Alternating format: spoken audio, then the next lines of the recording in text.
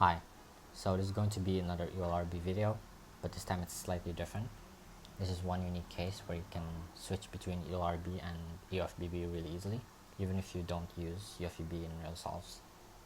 So it's a 1-1 case where you have one pair of U edges, whether it's LR or FB on top, and you know if you have this case when there's DFDB across from each other on EOLR.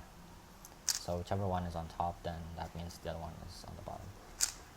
So what you want to recognize to determine if you're going to do EOLRB or EOFBB is comparing this edge sticker to the corners.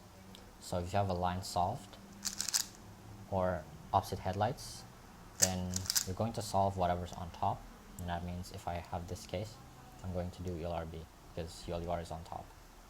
Or instead, if I have opposite adjacent headlights, then I'm going to solve whatever's on bottom, and that's currently EOFBB. So right now I have opposite headlights, that means I'm going to do EOLRB. How you want to set that up is to stack both of the misoriented edges together and do an M move that puts them on the bottom, and then a U2 afterwards. So now you've set up a case that's not possible on a oriented centers cube, and that's because here two of the edges are both on the bottom and they're different targets, meaning that people usually solve only EOLR, but I'm LRFB neutral. So if you only solve EOLR, then this is a bad edge. But because we want to solve both of them, because if you see that if you do a front arrow, this actually solves the EO, and it's the same thing if you do a back arrow. So this can both be a good edge or a bad edge.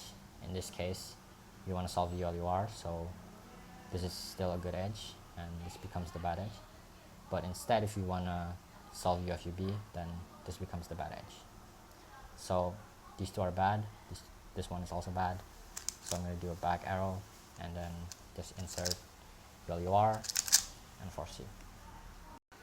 So that was one example with opposite headlights. The same thing can be done with if you have a line solved, and this time it's going to be adjacent headlights. So I'm going to do the exact same setup, and this time, because I did a back arrow last time, you see that if I do a back arrow this time, then I have to insert this to the bottom and then do another AUF and then another M2, so you don't want to do that. Instead, I can just do a front arrow to immediately get a case where I can just insert UFUB in 3 moves and then just force U. So there's only really 2 cases, and that is with opposite headlights or line solved, and the other one is with adjacent headlights. But I'm going to do another example from the Y2 angle and also with UFUB. So UFUB is on top and I already stacked them together, so I'm going to do the exact same setup but mirrored, so M prime U2 instead. And if you remember from the first case, I did a back arrow, so this time I'm going to mirror that and do a front arrow, and I just have a 3-mover insertion for UFDB and for C. So last example from the Y2 angle, UFUB on top, I have adjacent headlights here already set up, so I can just do an M prime U2. And here, from the second case, I did a front arrow and I set up UFUB there. And this time I had EOLR on bottom, so I'm going to solve EOLR.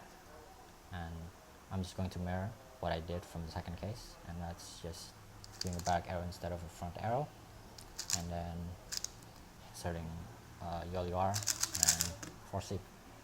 So yeah, that's all.